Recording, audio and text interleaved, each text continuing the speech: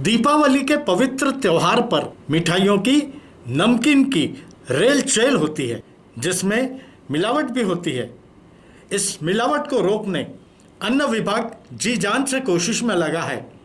प्रस्तुत है विभाग के सह आयुक्त इनकी जुबानी। नमस्कार साहब। नमस्कार। आपका शुभ नाम? मेरा नाम भाऊराव चौहान है। डेजिग्नेशन आपका? मेरा डिसिग्नेशन असिस्टेंट कमिश्नर है फूड एंड ड्रग डिपार्टमेंट में, असिस्टेंट कमिश्नर फूड। अच्छा, आदरणीय चौहान साहब, फिलहाल देख रहे हैं हम कि अमरावती शहर में और आजू बाजू में नकली मावा काफ़ी चल रहा है मिठाइयों में। दिवाली का सीज़न है, तो इस विषय में आप क्या कहना चाहेंगे?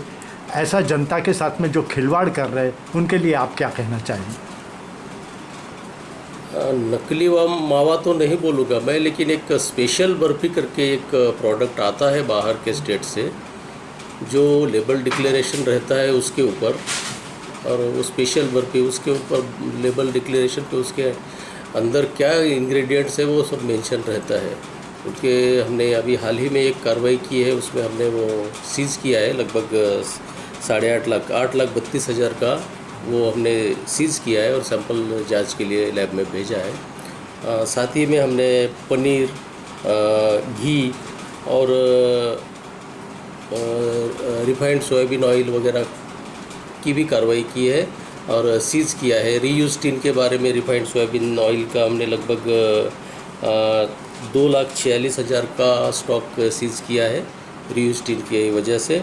और घी का भी सैंपल हमने लिया और घी 43.4 kg लगभग 41,664 रुपये का घी भी सीज़ किया है वो। और पनीर भी सीज़ किया है। पनीर में मतलब वनस्पति और रिफाइंड पाम ऑयल का इस्तेमाल होने के संदेह के ऊपर हमने पनीर भी सीज़ किया, उसका भी सैंपल लैब में भेजा है।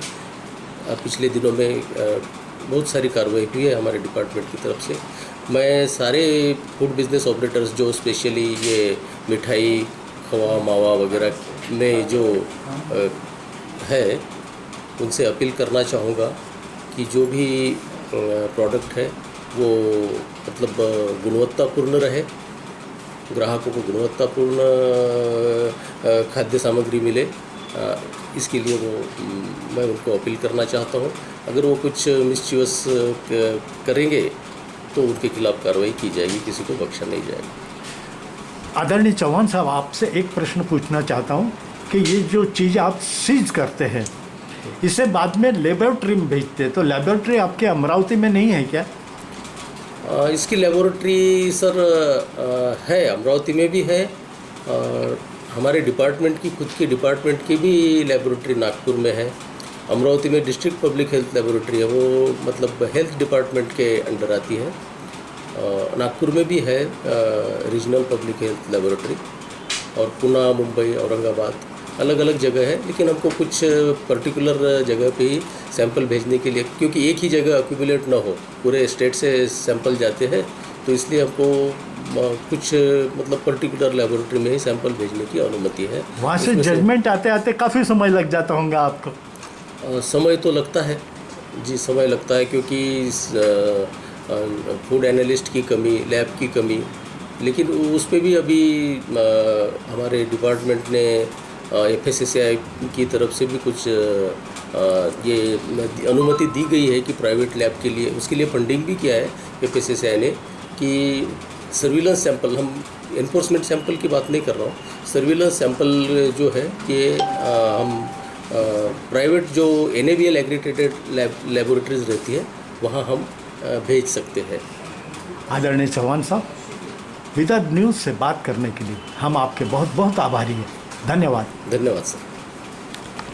समाचार संकलन अशोक भाई जोशी।